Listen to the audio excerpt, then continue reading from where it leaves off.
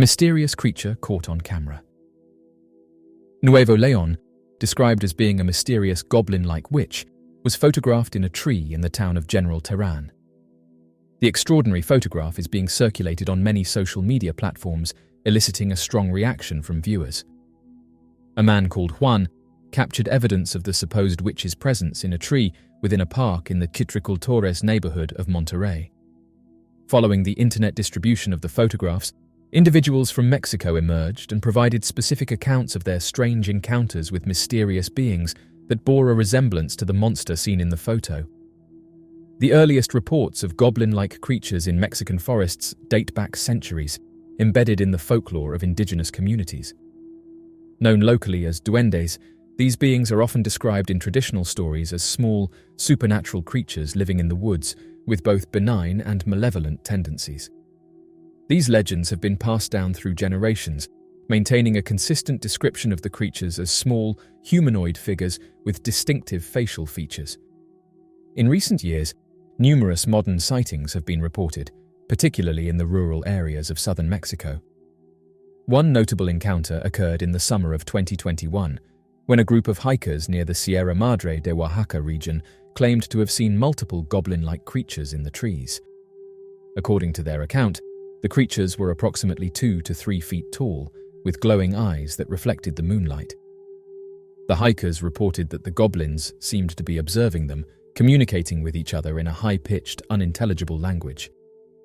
Another significant sighting took place in 2022 in the state of Chiapas, where a local farmer named Diego Martinez captured a video of a goblin-like creature while checking his crops at night. The proliferation of smartphones and portable cameras has led to an increase in photographic and video evidence of goblin sightings. The images and videos collected typically show small, dark figures with human-like features but exaggerated proportions, such as oversized eyes and ears.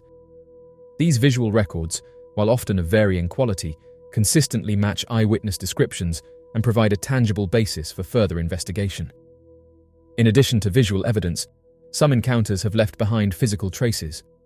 For instance, several witnesses have reported finding small footprints near the sites of their sightings. These footprints, usually no larger than a child's, show distinct humanoid characteristics but with an unusual shape, often including claw-like toes.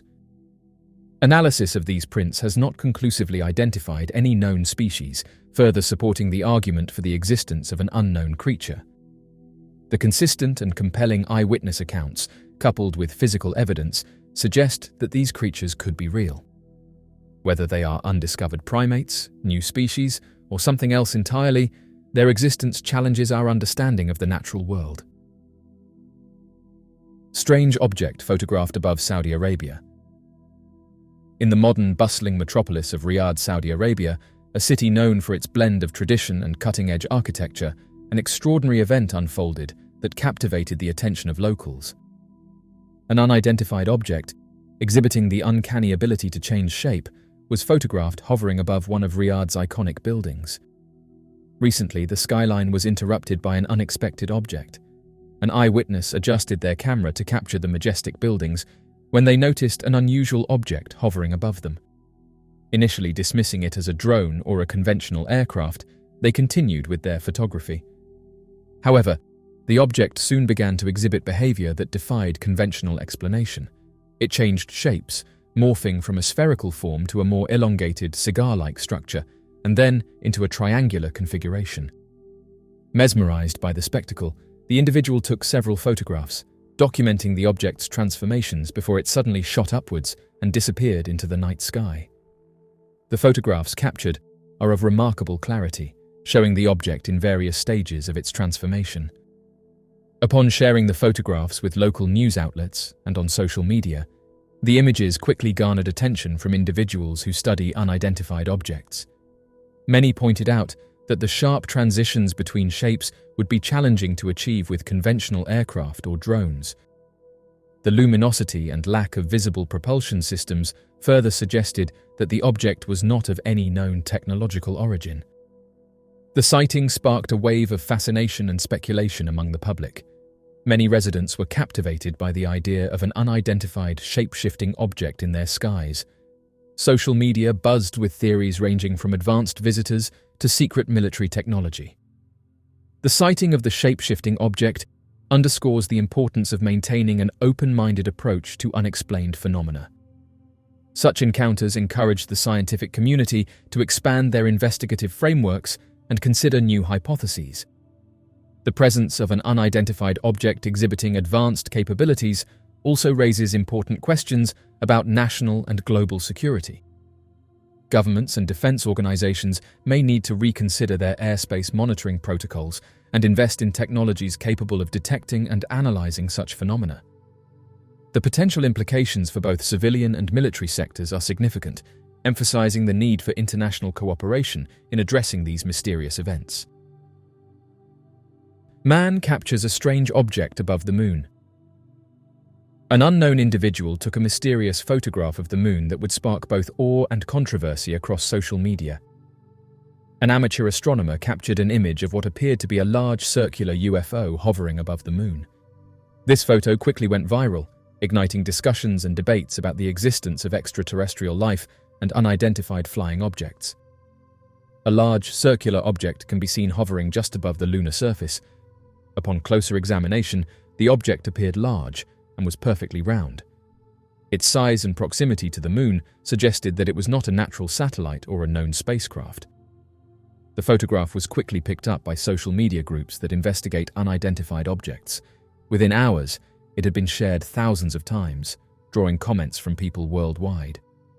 Many were fascinated by the clarity and detail of the image, speculating about its origin. Some suggested it was definitive proof of extraterrestrial activity, while others proposed more mundane explanations, such as a weather balloon or a reflection. As the photo gained traction, experts from various fields weighed in. The photo reignited interest in the search for advanced life, and the possibility of a UFO hovering above the moon challenges our current understanding of what these objects are capable of. The photograph also highlights the advancements in amateur astronomy and photography. With relatively affordable equipment, enthusiasts can capture high-quality images that can rival those taken by professional observatories. However, these advancements also come with the potential for anomalies and artifacts. The enduring fascination with UFOs and extraterrestrial life reflects deep-seated human curiosity about the unknown. This photo tapped into this curiosity, sparking widespread interest and discussion. This fascination is not new. Throughout history, humans have looked to the skies, interpreting unexplained aerial phenomena as signs of divine beings, advanced civilizations, or natural wonders. Mysterious object spotted above Mars. Recently, the sighting of a mysterious disc-shaped object hovering above Mars has caught the attention of social media users and those interested in the unknown. This extraordinary event, documented by one of NASA's Mars rovers, has sparked intense debate and curiosity about the possibility of advanced life and advanced technologies beyond our understanding. The Mars rover, a robotic vehicle designed to explore the surface of Mars, has been a cornerstone of our quest to understand the red planet. Equipped with an array of sophisticated instruments, cameras, and sensors, the rover transmits high-resolution images and data back to Earth, allowing scientists to study Mars's geology, climate, and potential signs of past or present life. On a normal day, the rover's cameras recorded something unexpected: a disc-shaped object hovering above the planet's surface. The object, metallic and reflective, appeared to be perfectly circular with a smooth, featureless surface. Its dimensions suggested it was large enough to be visible from the rover's vantage point, yet small enough to evade previous detection. The images, when transmitted back to Earth, immediately caught the attention of scientists and researchers at NASA. The clarity of the photographs left little room for doubt. This was not a typical Martian feature or a trick of light and shadow. The object was undeniably distinct and seemingly out of place in the barren Martian sky. Detailed analysis of the images revealed several intriguing characteristics of the disc-shaped object. The most interesting theory posits that the object is a craft of advanced origin. Proponents of this theory argue that Mars, with its historical significance in the search for life, could be a point of interest for other civilizations. While less likely given the object's characteristics, some skeptics have suggested it could be a natural phenomenon not yet understood. Unusual atmospheric conditions or geological activity might create the appearance of a hovering disk, though this explanation struggles to account for the object's precise shape and reflectivity. The sighting of a mysterious disc-shaped object hovering above Mars by the Mars rover stands as one of the most intriguing events captured on Mars.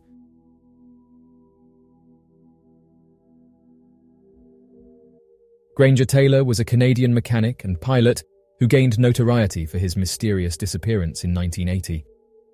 He was an eccentric figure who had a fascination with space and aliens, and he had reportedly made numerous attempts to contact extraterrestrial beings.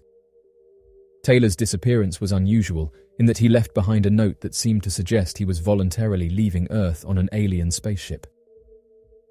The note, which was found in his workshop, reads as follows: "I have gone away to walk aboard an alien spaceship, as reoccurring dreams assured a 42-month interstellar voyage to explore the vast universe, then return. I am leaving behind all my possessions to you, as I will no longer require the use of any. Please use the instructions in my will as a guide to help. Love, Granger." End quote. Taylor's family and friends were mystified by his disappearance, and the note only added to the confusion. Many people believed that he had been abducted by advanced beings, while others speculated that he had staged his own disappearance as part of an elaborate hoax. Taylor had always been an unusual character, and he had a long history of strange behavior.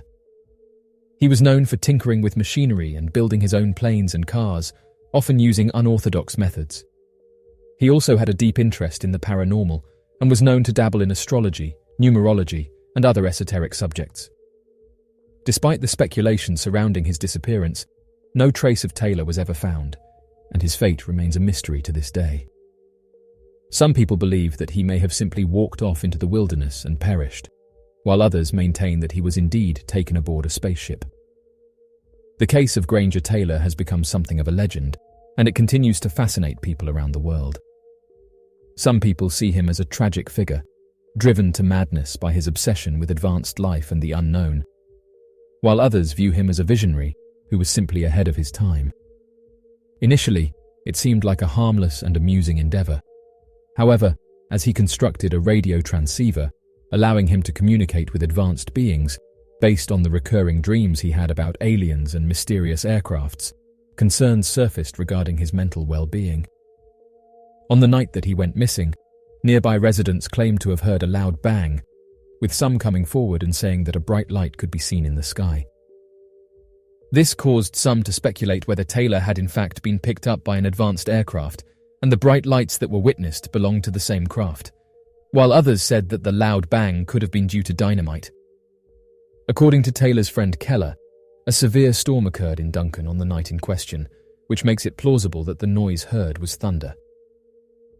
According to Taylor's belief, Keller was informed that the advanced beings would possibly come during bad weather, as it could serve as cover while they traveled.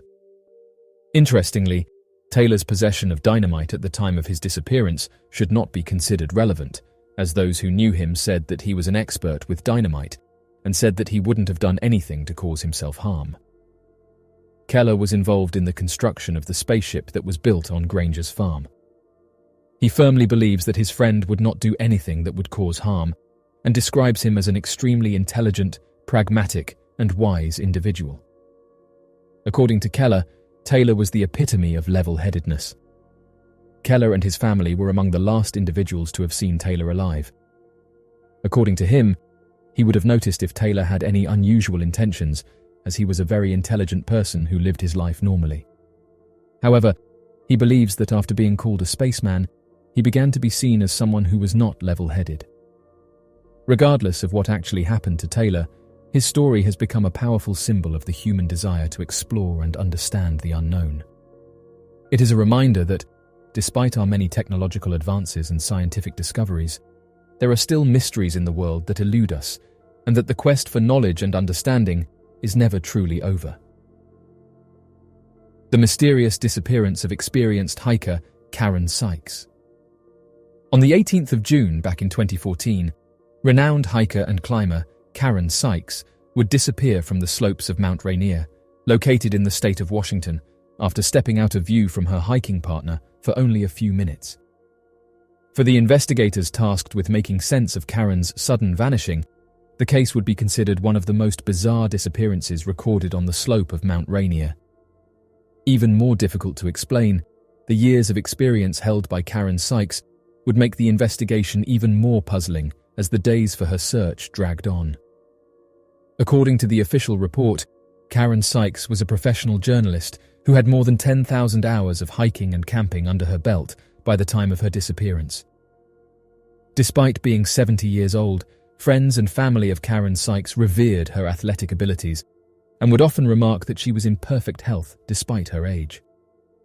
It was due to her many years of hiking experience and her amazing physical abilities at such an old age that Karen Sykes was well known within the American Northwest hiking community. After spending several years running her own private blog titled Karen Trails, in which the 70-year-old hiker would write about the many different hiking trails all across the American Northwest, including Washington, Oregon, and Northern California, Karen Sykes would eventually be hired by both the Seattle Times and the Seattle Post-Intelligencer.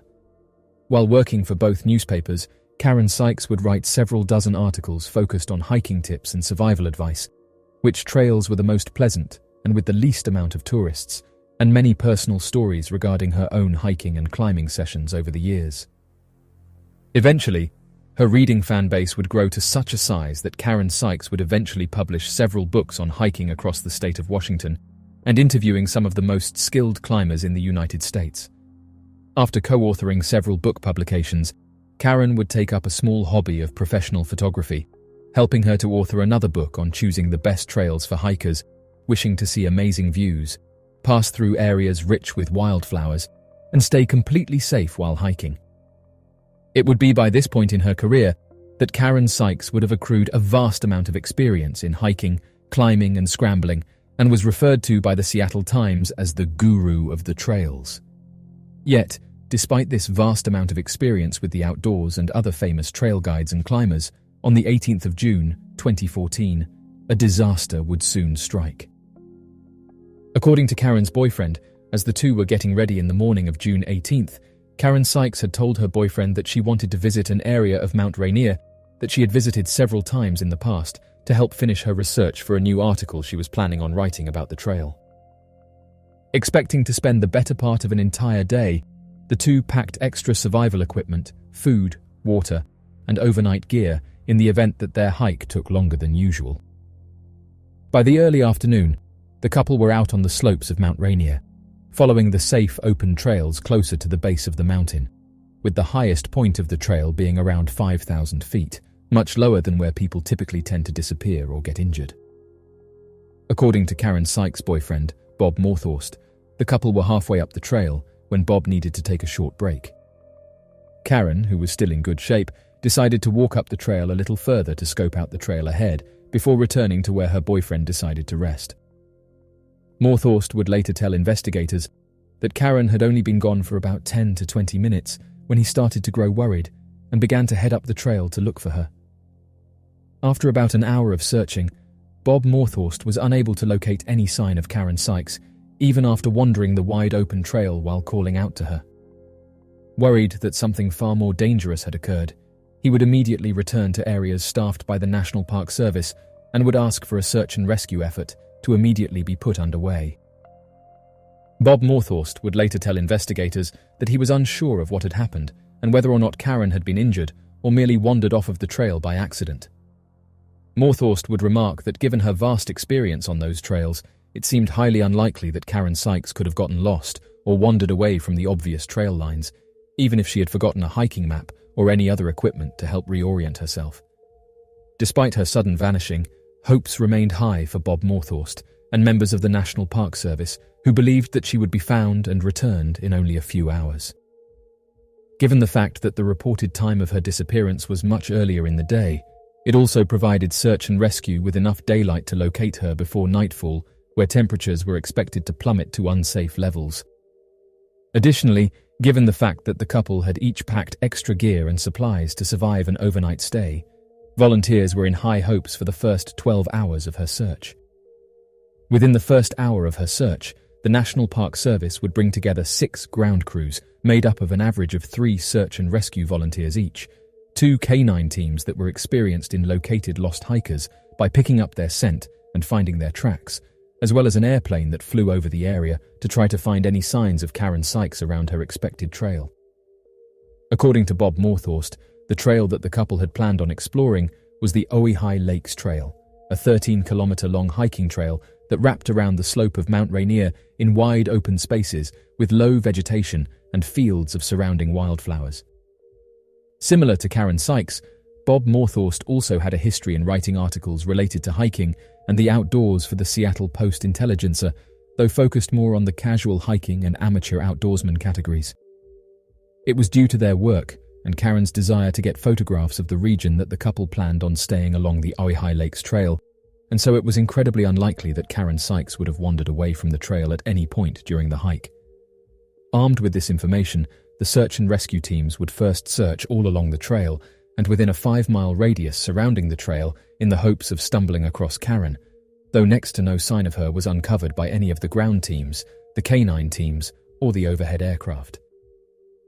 After the first day of searching for Karen Sykes, search and rescue teams started to grow nervous.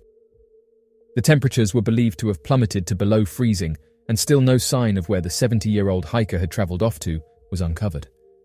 After a couple of days of non-stop searching, with investigators questioning hikers in the hopes of anyone having seen the 70-year-old woman prior to her disappearance, still, there was no evidence to help point the search and rescue teams in the right direction. In a last-ditch effort to locate Karen Sykes, the search and rescue teams expanded their search radius by a total of 20 miles from the Ojai Lakes Trail, closing down the majority of the park to prevent any contamination of sensitive sites or missing gear. On the third day of searching for Karen Sykes, after roughly 80 hours and an estimated 4,000 man-hours of searching, the search for Karen Sykes would be called to a halt after an older woman was found more than 15 miles away from the Ojai Lakes Trail. Due to the time that had passed, it was nearly impossible for friends or family to accurately identify, and so the search was suspended until a proper autopsy could help to identify the individual. In the meantime, investigators were uncertain if this was Karen Sykes, as the body was found an estimated 15 miles away from the trail, as well as in an area nearly impossible to traverse on foot. Search and rescue volunteers would describe the area as being in one of the roughest, steepest terrain of the national park, and in a more desolate region not frequently visited or travelled on. It seemed incredibly difficult for investigators to explain how it would have been possible for Karen Sykes to have lost her path from the trail and to continue through an area far steeper and rougher than anywhere she knew she should have been. It would have been more likely for her to have turned around instead of continuing through the rough, steep terrain. Oddly enough, after the DNA tests were completed, the Pierce County Medical Examiner's Office would confirm that the individual that was found was Karen Sykes. According to the coroner's office, it was believed that signs of hypothermia were responsible for her passing, but after a closer inspection, the Pierce County Medical Examiner's Office would report that Karen's passing was caused by a heart attack. Although the later stages of hypothermia could cause blood flow issues and heart problems, it is far more likely for a person suffering from hypothermia to pass from kidney or liver failure. At first, the finding was so strange due to Karen's perceived athletic ability and good physical health that family and friends were suspicious of the finding. After investigations ended, the official primary cause of her passing would be deemed as hypothermia. Without further investigation, the passing of Karen Sykes was deemed an accident, and no further actions were taken on the part of the investigators. Regardless of the official cause, friends and family remained puzzled about the nature of Karen's disappearance and recovery. How could Karen have ended up so far away from the trail and in steep, rough terrain after walking away from Bob Morthorst for only 10 to 20 minutes? Even more strange was the lack of gear that had been found on her when she had been recovered. Given Karen's vast experience in the outdoors, and more specifically the slopes of Mount Rainier, her passing is only made more bizarre in light of the circumstances. The phenomenon of animals behaving strangely or exhibiting unusual behavior prior to an earthquake has been observed and reported throughout history. While the exact reasons behind these behaviors are not fully understood, there are several theories and hypotheses that attempt to explain this intriguing phenomenon. One of the most common observations is that animals, including domestic pets, wildlife, and even insects exhibit restlessness or agitated behavior before an earthquake. They may appear anxious, exhibit abnormal movements, or vocalize more frequently. Additionally, there have been accounts of animals walking or running in circles, or displaying erratic patterns of movement. In fact, this behavior was observed before the recent earthquakes in Turkey, and it's a phenomenon that researchers have said requires further study. One theory suggests that animals have a heightened sensitivity to changes in the environment, including subtle changes in electromagnetic fields, gas emissions, or vibrations that occur prior to an earthquake. It is believed that animals may possess acute sensory abilities that allow them to detect these precursors and respond accordingly. This heightened sensitivity could explain their restlessness and abnormal behavior before seismic activity. Another hypothesis suggests that animals may possess a more acute sense of hearing, allowing them to perceive the infrasound waves that precede an earthquake. Infrasound refers to sound waves with frequencies lower than what humans can typically detect. It is thought that animals may be able to detect these low-frequency sound waves, which can be generated by the movement of tectonic plates before an earthquake. This heightened sensitivity to infrasound could trigger their unusual behavior. Additionally, it has been proposed that animals may possess an inherent ability to detect changes in the Earth's magnetic field. It is well known that the Earth's magnetic field undergoes subtle variations prior to an earthquake. Some animals, such as migratory birds or certain marine species, rely on the Earth's magnetic field for navigation. It is possible that other animals, through evolutionary adaptations or innate instincts, have retained this ability to detect magnetic field changes. This sensitivity to magnetic fluctuations could explain their peculiar behavior before seismic events. Furthermore, it is important to consider the role of animal communication and social behavior in these observations. Animals within a particular ecosystem often have intricate social structures and communication networks. It is possible that prior to an earthquake, changes in the environment or the release of specific chemical signals may prompt animals to engage in specific behaviors as a means of warning or coordinating with their peers. This coordinated behavior, such as walking in circles or gathering in specific locations, may serve as a protective mechanism or an attempt to mitigate the potential risks associated with seismic activity. Animals' ability to detect earthquakes before they happen is a fascinating and well-documented phenomenon. Throughout history, there have been numerous reports of animals exhibiting unusual behavior prior to seismic activity. While the exact mechanisms behind this ability are not fully understood, several theories offer possible explanations.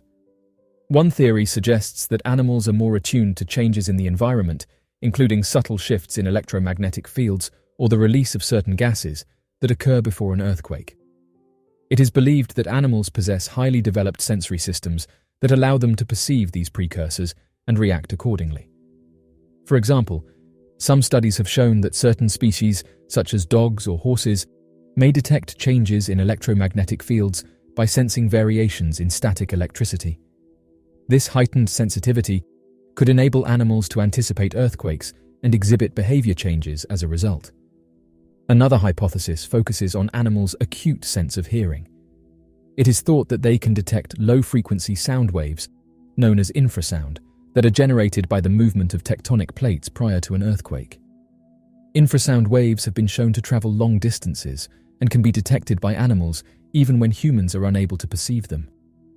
It is possible that animals with a keen sense of hearing can pick up on these low-frequency vibrations, alerting them to the impending seismic activity. Additionally, there is evidence to suggest that animals possess a unique ability to detect changes in the Earth's magnetic field. Before an earthquake, the Earth's magnetic field may experience fluctuations. Some animals, such as birds or sea turtles, rely on the Earth's magnetic field for navigation during migration or foraging. It is believed that these animals have evolved the ability to sense these magnetic variations, allowing them to anticipate environmental changes, including earthquakes. This sensitivity to magnetic fields could explain why certain species exhibit unusual behavior prior to seismic events. Social behavior and communication among animals may also play a role in their ability to detect earthquakes. Many animals live in complex social structures and rely on communication networks within their communities. The mysterious holes of Peru. In Peru, there is a strip of holes, an estimated 5,000 to 6,000 of them, described as man-sized, forming the Band of Holes, or Monte Sierpe, Serpent Mountain in Spanish. Whilst there has been a great deal of speculation into the purpose and creation of these holes, not much is definitively known. Some have suggested they were storage pits, built within the Inca Empire, whilst others have theorized they were graves or places to take defense in battle. The band covers a north to south direction, traveling for 1.5 kilometers. These holes range from 50 to 100 centimeters deep and are each around 1 meter in diameter, a sizing often described as man-sized. Modern researchers have formed many speculations. In 1933, Robert Shippey of National Geographic published a photograph of the area from above. This caught the eye of many, drawing the holes of Peru somewhat into the spotlight. In 1953, Victor Wolfgang von Hagen took over the narration in his writing entitled The Royal Road of the Inca. He called the holes pre-Inca graves, describing the shaking linework to be the curves of a serpent, hence the secondary name Monte Sierpe. On the other hand, the 1984 book The Inca Road System, written by archaeologist John Hislop, describes them as storage possibilities, whilst acknowledging that this is merely speculation. Still, the storage hypothesis, if accurate, would make the Band of Holes one of the Inca Empire's largest storage areas. A more modern suggestion, made in 2015, suggests that the holes could be a form of measurement to record gifts, produce and inventory, particularly those presented as a tribute. These holes could have formed one part of a process that informed official documents. As this idea was formed, archaeologists from UCLA were able to visit the site and capture photographs of the area through the use of a drone. We may never completely determine what these mysterious holes are for, though the more modern explanations are seemingly shifting away from the macabre suggestion of graves. One of the oldest burial sites in the Amazon. Researchers believe they have stumbled across what may be the oldest burial site yet discovered in the southwest Amazonia, tucked away within northern Bolivia in the Llanos de Moxos region of the Amazon rainforest. This site contains graves that are estimated to be a minimum of 6,000 years old and presumed to be older. Buried here are 5 humans, as well as the shells of snails and the bones of fish and various mammals. This discovery is more important, as they believe this site was created 6,000 years ago, which entirely changes the timeline of when we believed people had begun to build settlements within the Amazon. The site was found on the Forest Islands, situated in Ilha del Tesoro, La Chacra, and San Pablo. An excavation and further study led many researchers to believe that these so-called forest islands provided a safe asylum and a point of refuge to ancient Amazonians fleeing the flooded Llanos de Moxos savanna throughout the rainy season, making these islands seasonal settlements. This discovery has also given insights into the sophistication of these societies, as burials of this sort, along with the traces of food remains and of fires having burned, have implications of a settled society protecting their territories. Before this discovery, we had been operating under the assumption that the people living in this region were hunter-gatherers, though this updated perspective suggests a series of more complex societies instead. This means our timeline could have been 10,000 years out, meaning these groups and societies were established and complex far earlier than we originally thought. Lead author of the study, Jose M. Caprie, assistant professor at Penn State University, explained that these burials tells us that the indigenous groups within the Amazon had learned to adapt and transform the landscape in beneficial and suitable ways. These signify far more advanced living standards than we had predicted were possible at this time. Furthermore, the discarding of waste, be it food or what was once living, and then returning to stay in the area as a seasonal settlement, meant that the soil composition had been changed slightly, becoming more fertile. This allowed for thicker growth of vegetation and higher land elevation. Jose M. Caprie elaborates, explaining that when their preferred food sources and supplies ran low, the indigenous populations were able to domesticate plants, including peanuts and sweet potatoes. This excelling knowledge meant that only mere generations later, societies capable of establishing roads were prevalent. Caprie concludes his research, explaining that the study of these landscapes helps us to see the interaction between humans and these biomes, and gives us an insight into the cultural and biological diversity that is rife within them. Someone just posted some interesting photographs of our planet today. However, it's the large object that's catching people's attention. In recent years, there have been reports of a mysterious triangular-shaped object spotted above our planet. The user said that they've spent countless hours looking through photographs in the hopes of finding something strange, also noting that they have always been fascinated by the stars. The user reported that they would spend hours staring up at the night sky, trying to catch a glimpse of something extraordinary. He had seen many things over the years, but nothing had prepared him for what he was about to see. While scrolling through images of our planet, he noticed a large triangular formation. Oddly enough, this wasn't the first time that he had spotted one of these objects.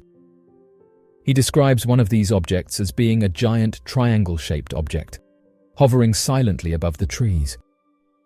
It was massive, at least the size of a football field, and it was glowing with an otherworldly light. This strange object above our planet reminded him of the triangular-shaped aircraft he had witnessed. Others who saw the image suggested that it may have something to do with weather manipulation, stating that many people aren't aware that we have the ability to control certain aspects of the weather. The ability to control the weather has been a topic of fascination and speculation for centuries. While we have made significant progress in understanding the mechanisms behind weather patterns, the question of whether we can manipulate them remains a subject of debate. One way that humans have attempted to manipulate the weather is through cloud seeding, a process where chemicals are sprayed into the atmosphere to encourage precipitation. This technique has been used in various parts of the world, particularly in areas with limited rainfall, to increase water supplies for crops and other purposes. While the effectiveness of cloud seeding is still a matter of debate, some studies suggest that it can increase precipitation by up to 20%. Another technique used to manipulate the weather is called atmospheric heating. This involves the use of radio waves to heat the atmosphere, which can create areas of high pressure that can influence weather patterns. This technique has been used experimentally to try and mitigate the effects of hurricanes and other extreme weather events, but its effectiveness remains unclear. One area where weather manipulation is particularly controversial is in the context of warfare. The idea of using weather as a weapon dates back to ancient times, and there have been reports of various attempts to manipulate the weather during conflicts.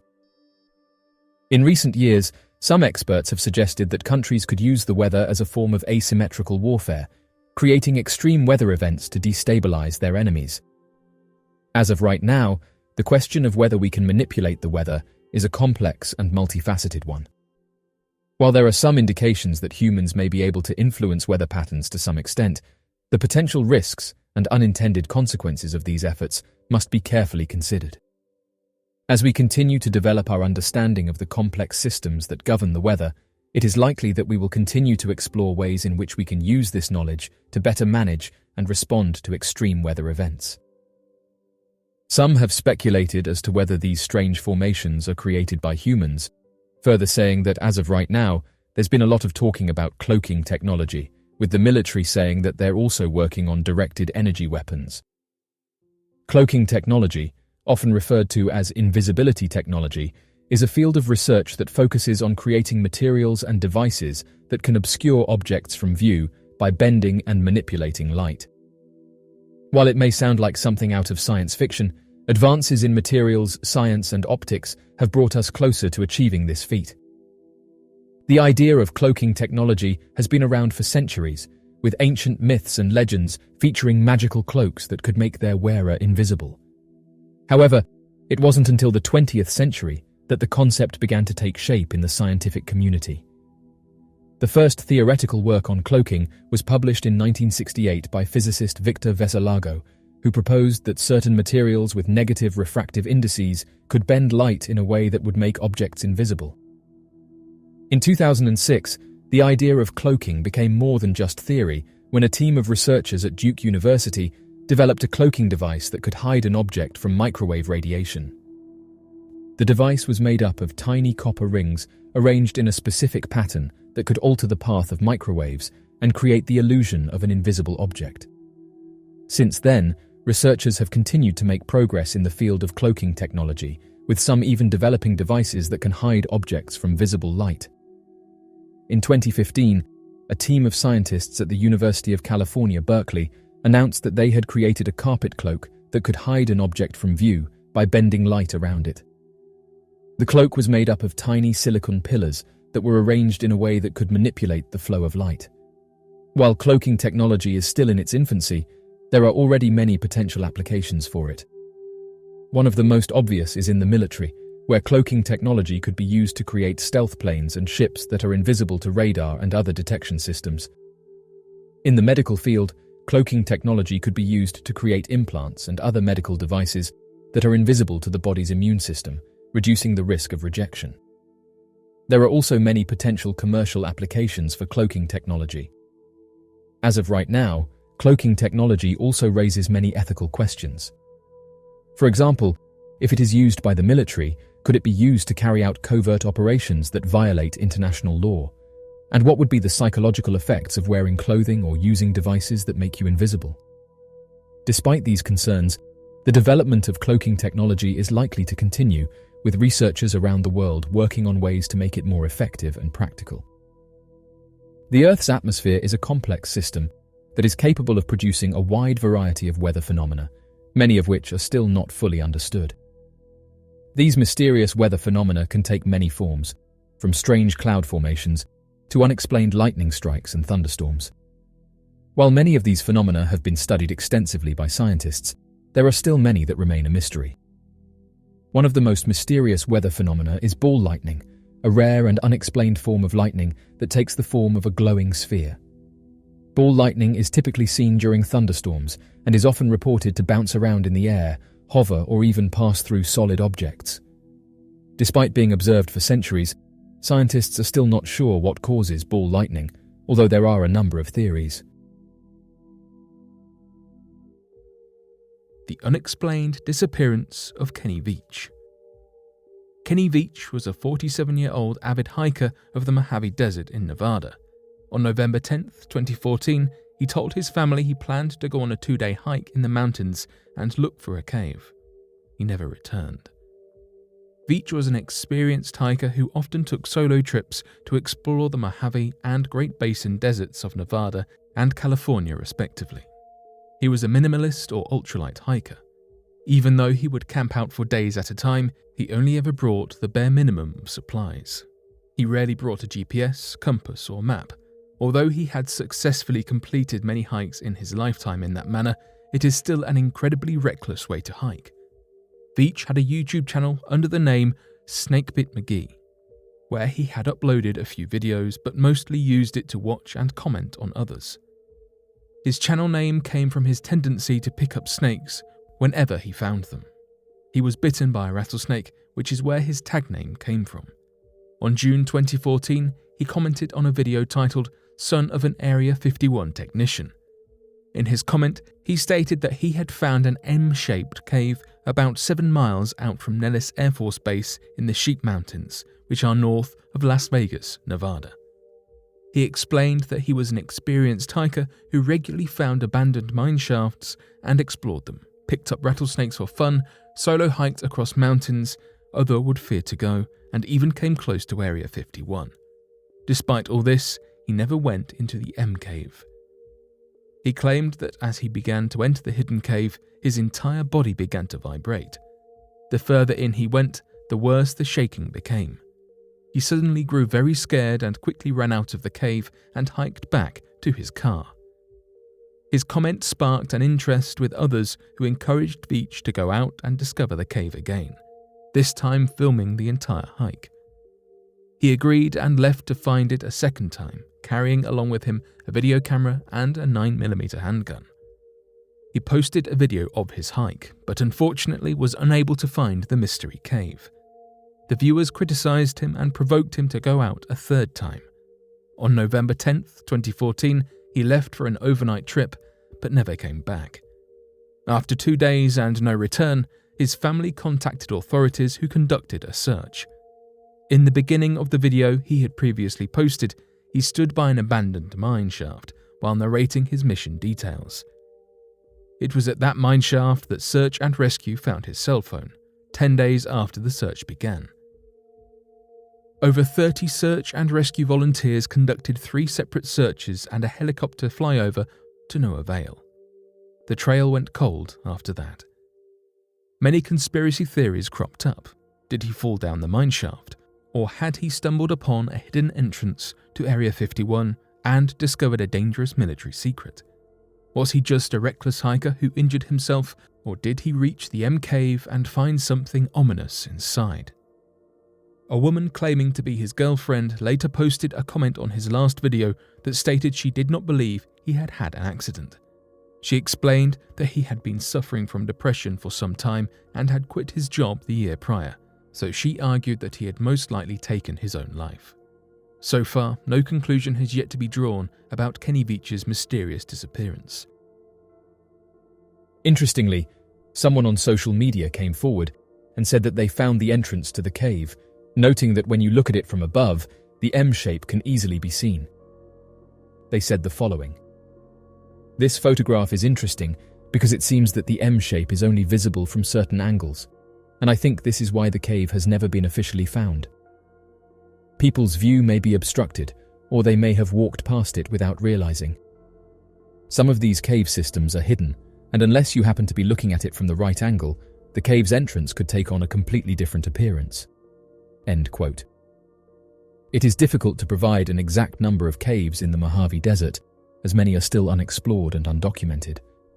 However, it is estimated that there are hundreds of caves located throughout the Mojave Desert region, spanning across California, Nevada, Utah, and Arizona. Many of these caves are located in remote and difficult-to-reach areas, and some have been designated as protected areas due to the presence of sensitive or endangered species within them. The actual number of caves in the Mojave Desert may never be known due to the vast and rugged terrain of the region. The man said that the area is hard to reach and doesn't even know if it's visible from the ground. However, they did say in another comment that they want to go out there and investigate it for themselves, saying that they might bring their drone with them in order to help identify where this particular cave is. Kenny said the following about the mysterious cave: "I solo hike across mountaintops that most people wouldn't dare go. I have been in more caves than I can count, and I play with rattlesnakes for fun. But this one particular cave was beyond anything I had ever encountered. I've been doing this sort of thing for over 20 years. I go where no one goes, and I never take anyone with me. I find skulls of all shapes and sizes, and occasionally I find really old animal traps. I hike over mountaintop after mountaintop, and sleep on peaks under the stars. Sometimes I have to scale giant cliffs to get myself out of a jam, but I always make it back. I'm beat up and tired, and my pack is almost always heavier than when I left. I had to be rescued only one time by a helicopter. I'd blown out my left leg at the top of the mountain, and I only had a cup of water left to get me 20 miles back to my truck. It was also over 100 degrees, so I have a very good safety record." End quote. Oddly enough, a woman claiming to be his girlfriend posted the following comment on one of his videos. She said the following: "I am the girlfriend that Kenny spoke of in the video. There are so many posts, and I had no idea until a friend let me know. So many people are wondering what happened and guessing different things. You are heartfelt about the sadness around what has happened with Kenny. He has not been found, and I feel that he probably will not be found for many months, if ever. I want to share what I know and feel about what happened, so that you might bring some closure and understanding in your own lives. Kenny absolutely loved hiking in the desert. It was his very favorite thing to do. We hiked and camped together all over the Nevada desert, sometimes 9 hours in a day. We found many abandoned mining towns, usually referred to as ghost towns by Nevada hikers. We explored many caves and mine shafts. We were always careful how we explored them, but Kenny was a bit more daring than I was. We wore snake guards, sun protective clothing, used walking sticks, brought enough water and food for the hiking hours, and had extra water and food in the car. I want you to know that I do not think Kenny had an accident. I believe he took his life. He battled for many years and would not take medication or see a doctor. He quit his job a little more than a year before he disappeared. The search for him was started within a couple days of my call. Over 30 search and rescue team members searched 3 different times on foot. 1 helicopter flyover was done, and there was no trace of Kenny or any of his camping things. End quote. Although many users believed that these comments were the real deal, others said that it could have been some random person posting about Kenny, and said that there's no way of identifying whether this person is genuine, and stated that they could have just created an account. Oddly enough, it's reported that hikers have found various strange caves throughout the United States, but park rangers have come forward and said that he most likely didn't prepare for the hike, or that the comments from his girlfriend were true and that he headed into the desert and ended things. The Mojave Desert is considered dangerous for several reasons.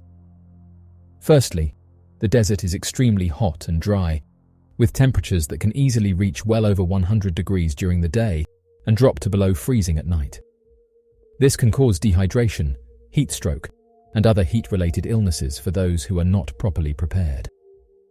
Additionally, the Mojave Desert is home to several venomous animals, including rattlesnakes, scorpions, and spiders.